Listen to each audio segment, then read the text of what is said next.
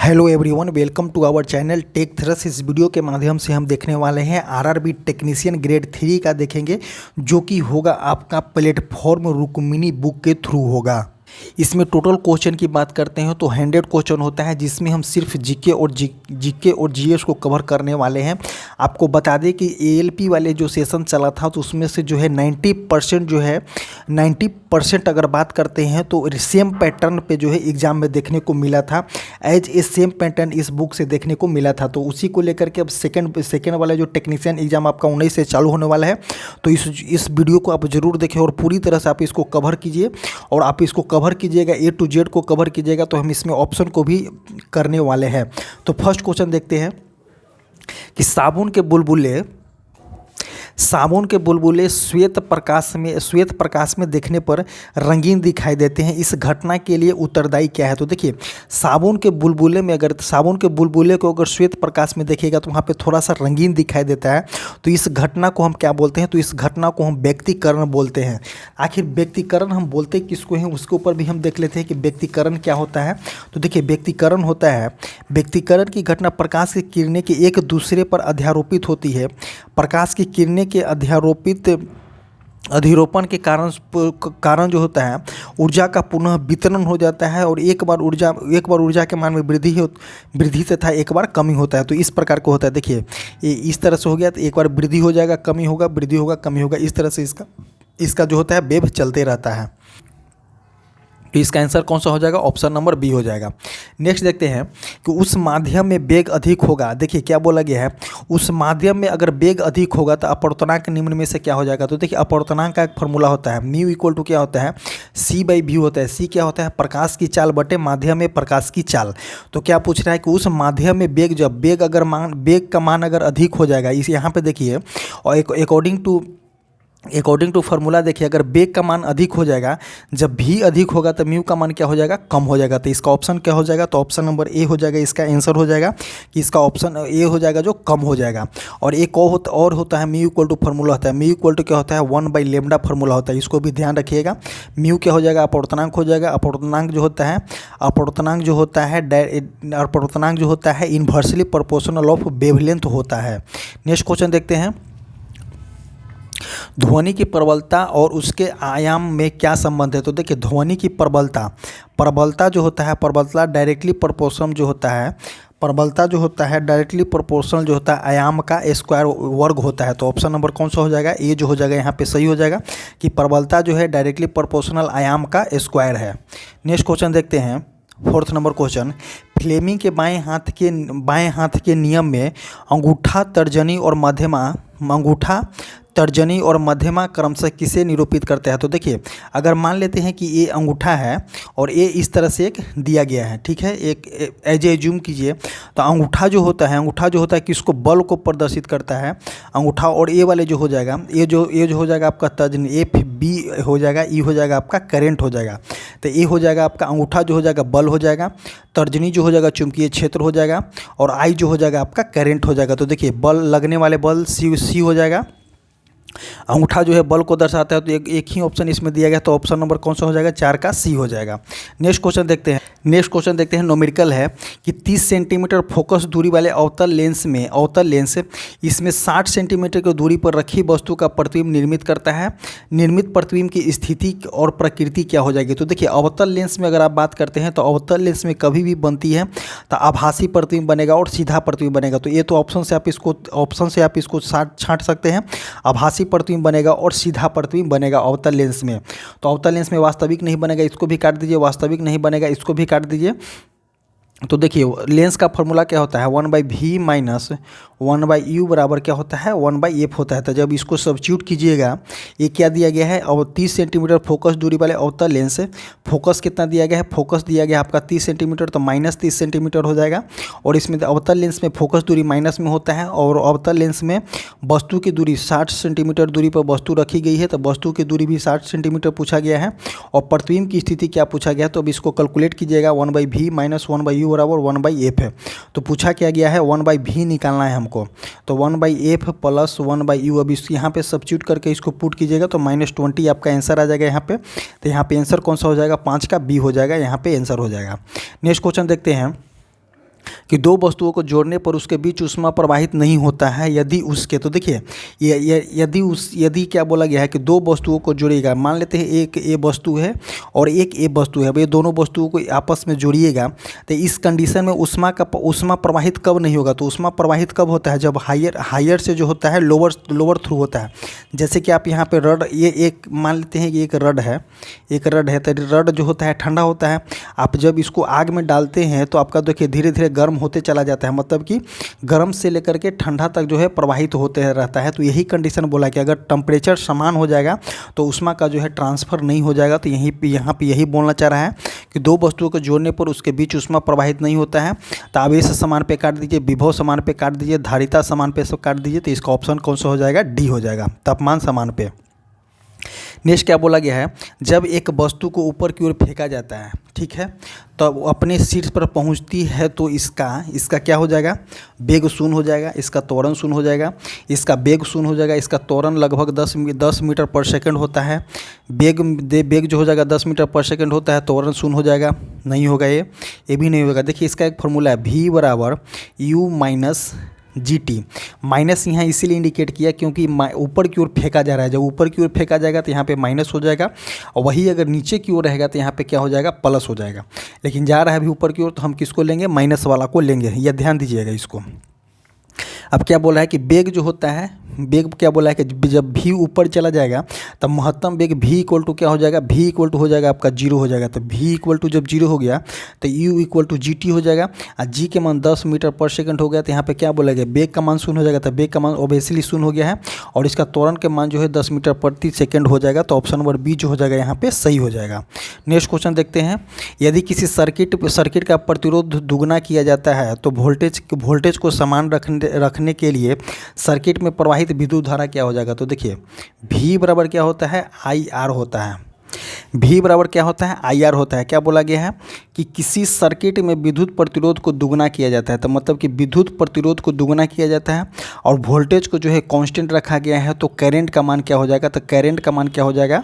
आधा हो जाएगा। तो इसी अनुसार पूछा गया, बढ़ जाएगा नहीं, स्थिर हो जाएगा भी नहीं, शून्य हो जाएगा भी नहीं। तो ऑप्शन नंबर कौन सा हो जाएगा? ऑप्शन नंबर बी जो हो जाएगा यहाँ पे आधा हो जाएगा। नेक्स्ट क्वेश्चन देखते हैं। नेक्स्ट क्वेश्चन हो जाएगा क्वेश्चन नंबर 14। क्वेश्चन नंबर 14 क्या बोलना चाह रहा है? हाँ, क्वेश्चन नंबर 14 को देखेंगे कि किस भारतीय राज्य की मुख्य भूमि की तटरेखा सबसे लंबी है? तो किस भारतीय राज्य का जो है तटरेखा सबसे लंबी है? तो गुजरात का तटरेखा जो है सबसे लंबी है।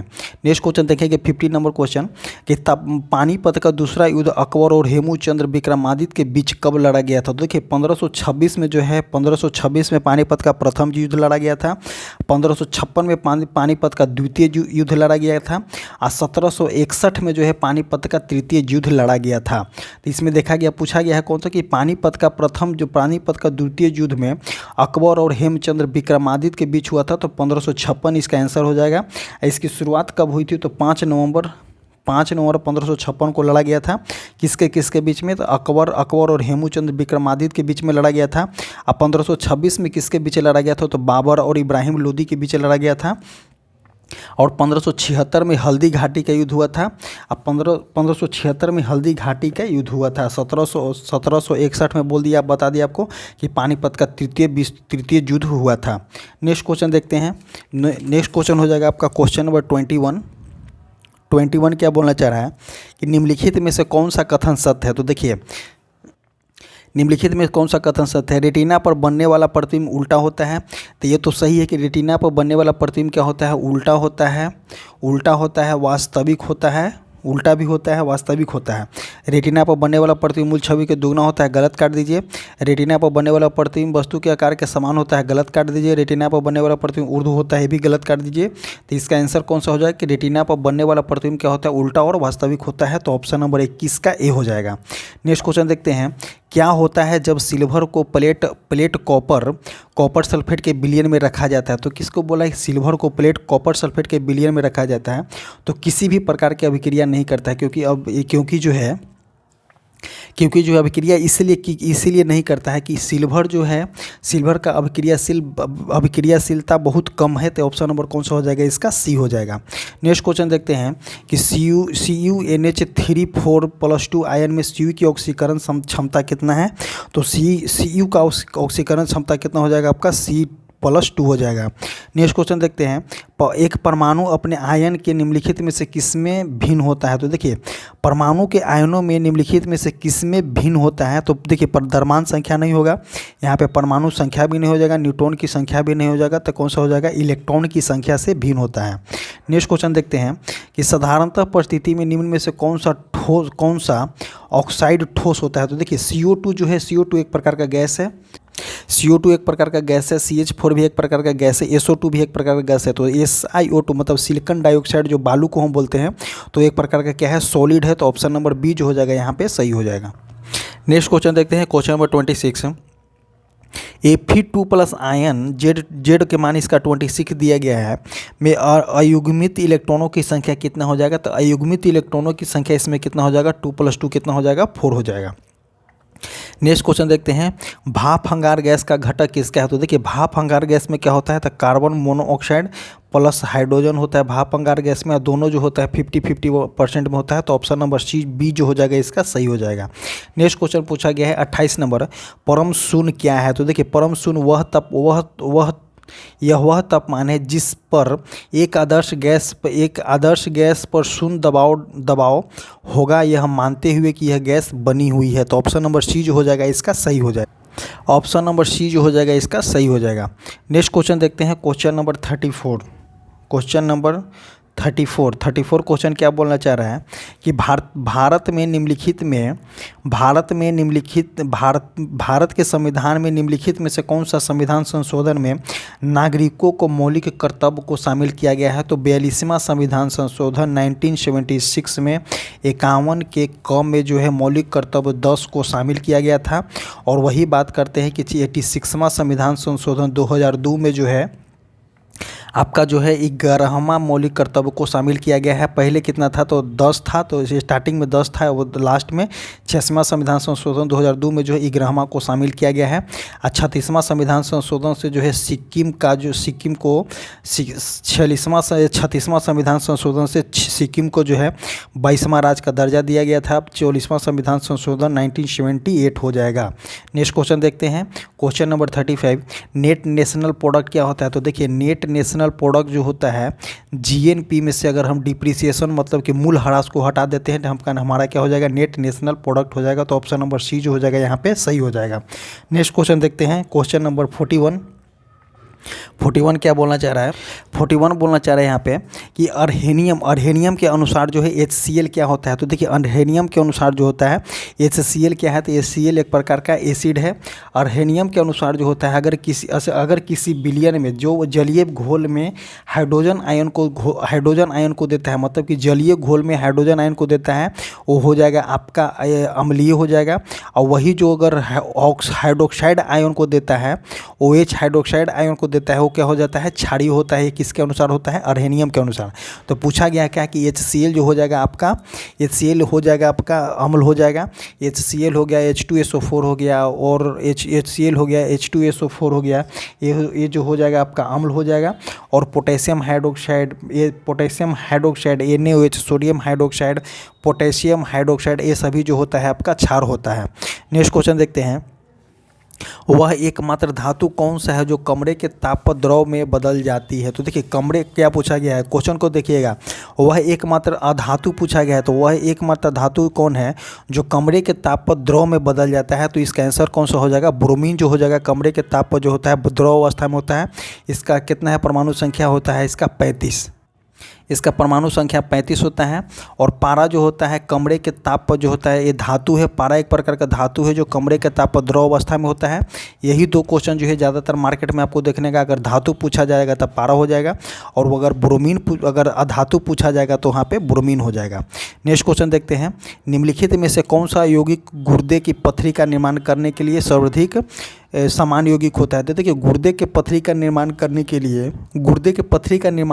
लिए ऑक्जेलिक एसिड जो होता है उत्तरदायी होता है। इसीलिए अगर मान लेते हैं कि कभी जो गुर्दे में अगर पथरी हो गया या पथरी हो गया आपको, तो आपको टमाटर खाने से मना किया जाता है। तो टमाटर खाने से मना इसीलिए किया जाता है क्योंकि टमाटर में ऑक्जेलिक एसिड होता है, और ऑक्जेलिक एसिड जो ही होता है पथरी के निर्माण का कारण होता है। तो इसमें ऑप्शन नंबर कौन सा हो जाएगा? ऑप्शन नंबर ए हो जाएगा। जाएगा। और सोडियम बाइकार्बोनेट का फार्मूला हो जाएगा आपका NaHCO3 जो हो जाएगा आपका सोडियम बाइकार्बोनेट का फार्मूला हो जाएगा।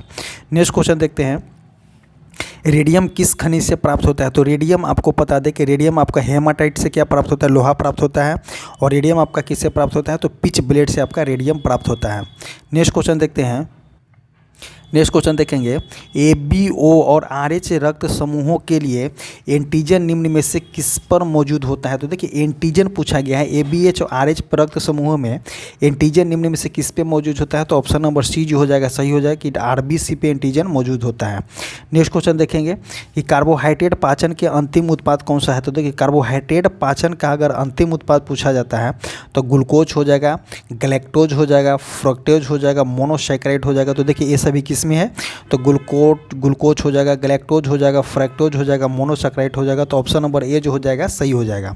नेक्स्ट क्वेश्चन देखते हैं, साइनोबैक्टीरियम शब्द निम्न में से किसके लिए उपयोग किया गया है? तो साइनोबैक्टीरियम शब्द जो होता है किसके लिए उपयोग किया गया है? तो ये किया गया नीला हरित शैवाल के लिए।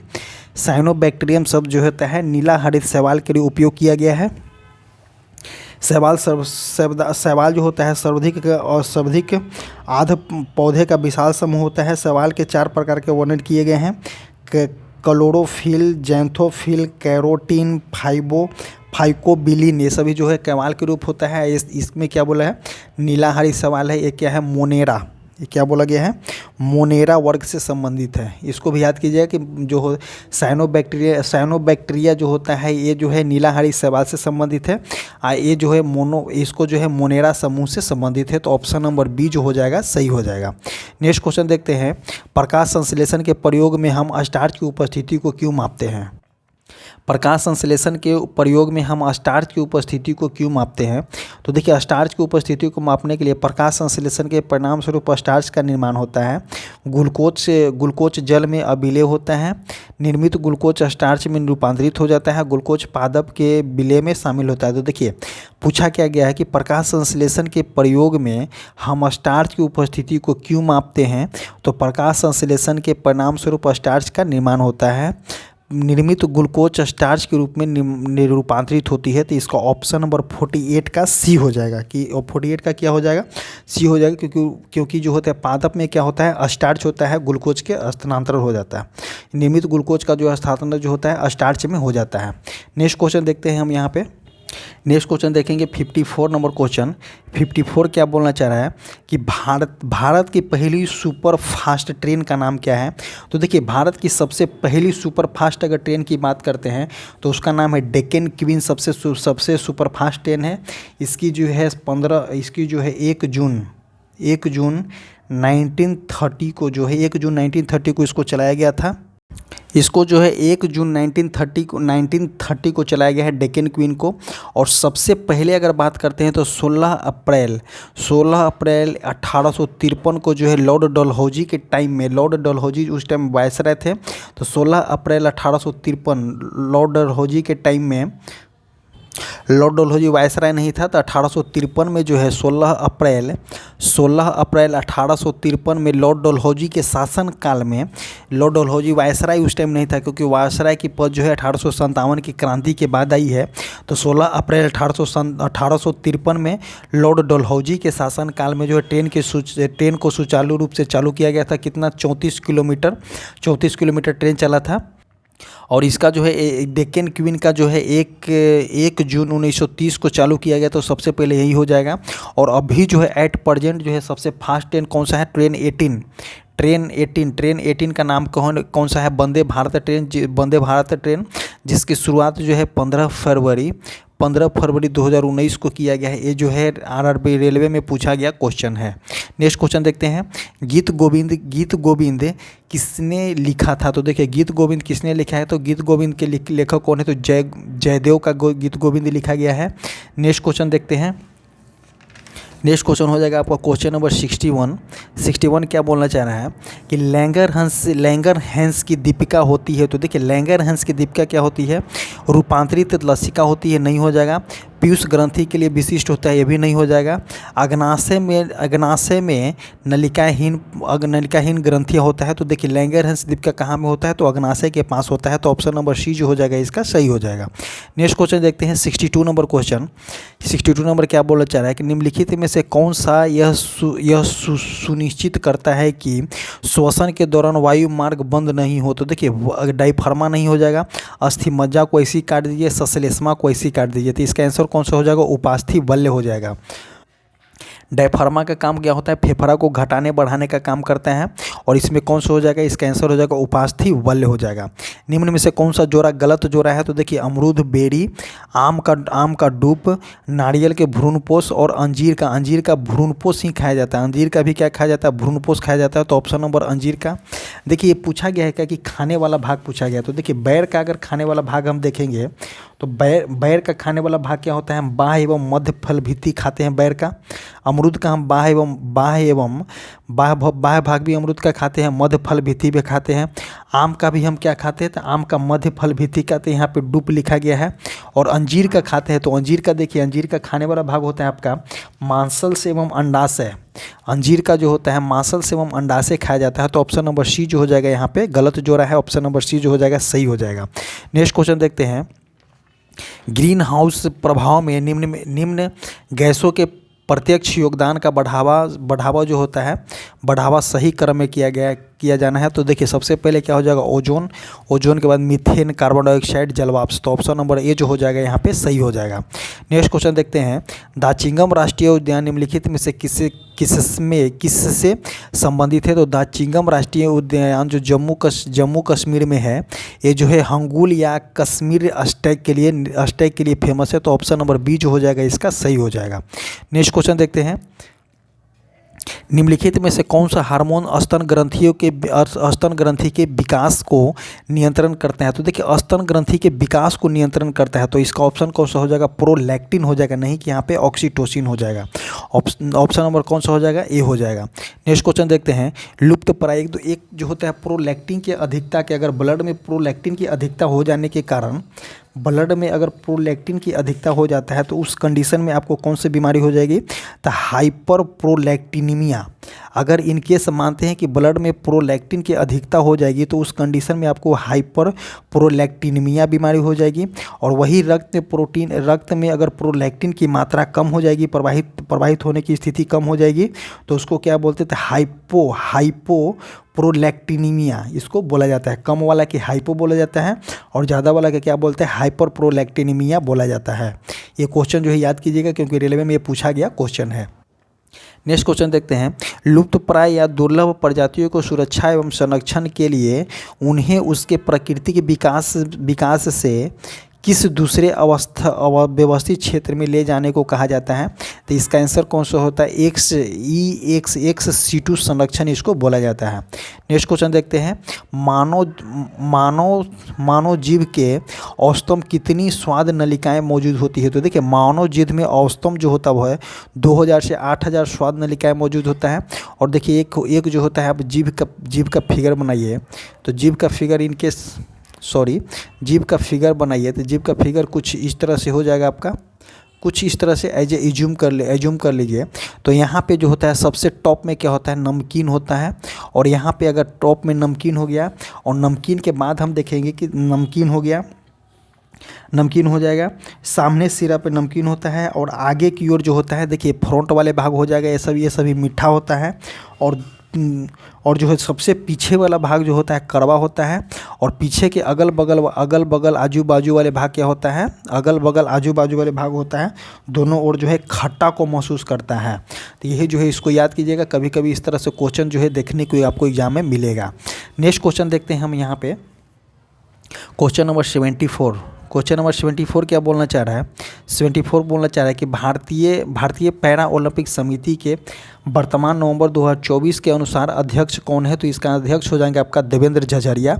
और देखिए हम आपको बता दें कि जितने भी आरपीएफ के एग्ज़ाम देने जाने वाले टेक्नीशियन के एग्ज़ाम देने जाने वाले हैं या आरपीएफ के आप एग्ज़ाम देने जाने वाले हैं, वैसे बच्चे जो है ये सभी क्वेश्चन को जो है नेसेसरी देख करके जाइएगा। ऐसे ऐसे क्वेश्चन को जो है नेसेसरी देख करके जाइएगा।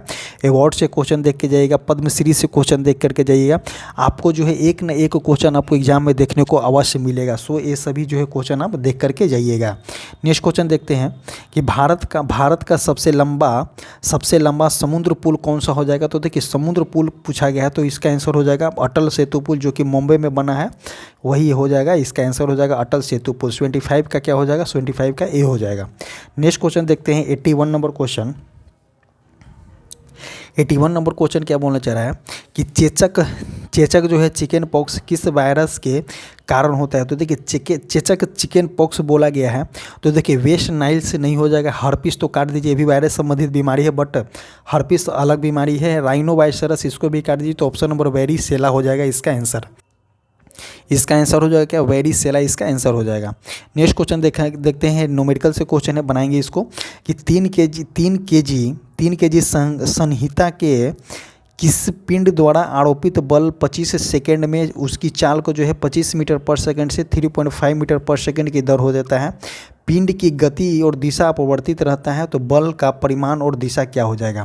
तो देखिए इस कंडीशन में आपको क्या नहीं करना है, एफ इक्वल टू क्या होता है, एफ इक्वल टू फार्मूला होता है, F equal to M A होता है। ए इक्वल टू फार्मूला क्या होता है, चेंज इन वेलोसिटी। अगर बात करते हैं हम F equal to M A हो गया, और ए इक्वल टू क्या होता है, final velocity minus initial velocity divided by T. तो आपका जो है पूरा दिया गया है, तो एफ इक्वल टू हम निकालने में क्या जा रहा है, एम के मान कितना दिया गया, 3 kg दिया गया है। और यहाँ पे अगर बात करते हैं कि 3.5 माइनस 2 दिया गया है, और यहाँ पे आपका टी का वैल्यू कितना दिया गया है, 25 दिया गया है। तो इस कंडीशन में जब आप इसको पूरी तरह से कैलकुलेट कीजिएगा तो आपको 0.18 न्यूटन आपका आंसर हो जाएगा। और क्या हो जाएगा, अगर दिशा पूछा गया है तो पिंड की गति की दिशा की ओर निर्मित करेगा, तो ऑप्शन नंबर 42 के ए हो जाएगा। नेक्स्ट क्वेश्चन देखते हैं, 40 kg द्रव्यमान का एक लड़का जो है 120 सीढ़ी को 1 मिनट 20 सेकेंड में चढ़ता है। यदि प्रत्येक सीढ़ी की ऊंचाई जो है 20 सेंटीमीटर है, तो लड़के की शक्ति ज्ञात करें। तो देखिए शक्ति ज्ञात करने के लिए P बराबर क्या होता है, W/T होता है।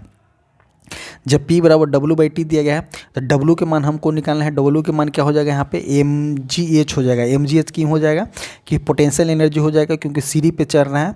तो कितना बोला गया, 120 सीढ़ी है, और हर सीढ़ी की ऊंचाई कितना है, 20 सेंटीमीटर। तो 20 सेंटीमीटर है, तो इसको हम मीटर में कन्वर्ट करेंगे, 100 से डिवाइड कर देंगे। उसके बाद क्या है, 40 यहाँ पे केजी दिया गया है, और यहाँ पे टी का मान कितना दिया गया है, तो टी का मान आपका 1 मिनट 20 सेकेंड दिया गया है। तो इसको पूरा सेकेंड में कन्वर्ट करेंगे तो कितना हो जाएगा, 80 हो जाएगा। तब इसको पूरी तरह से अगर कैलकुलेट हम करेंगे, A to Z पॉइंट को कैलकुलेट करने पे उस कंडीशन में हमारा क्या हो जाएगा, 120 न्यूटन हमारा आंसर आ जाएगा। नेक्स्ट क्वेश्चन देखते हैं कि किसी तार का प्रतिरोध जो है 500 ओम है, उसकी विद्युत चालकता कितना हो जाएगा। तो देखिए विद्युत चालकता क्या होता है, इन्वर्सली हो जाएगा इसका, 500 ओम का इन्वर्सली हो जाएगा। तो 1 को अगर हम 5000 से डिवाइड करेंगे, 5000 से 500 से डिवाइड करेंगे, 500 दिया गया है, 500 से अगर हम इसको डिवाइड करेंगे तो इसका आंसर कितना हो जाएगा, तो 0.002 ओम इसका पर ओम इसका आंसर आ जाएगा। ऑप्शन नंबर ए जो हो जाएगा इसका सही हो जाएगा। नेक्स्ट क्वेश्चन देखते हैं, निम्नांकित चित्र में प्रदर्शित परिपथ ए और बी के बीच समतुल प्रतिरोध क्या हो जाएगा। तो देखिए ए और बी के पूछा गया है समतुल प्रतिरोध, तो ए दोनों जो हो जाएगा, ए वाला और ए वाला दोनों क्या हो जाएगा, तो ए दोनों हो जाएगा आपका श्रेणी क्रम में हो जाएगा, श्रेणी क्रम सीरीज में हो जाएगा, और सीरीज में और इससे निकलेगा जो हो दोनों हो जाएगा क्या, पैरेलल क्रम में हो जाएगा।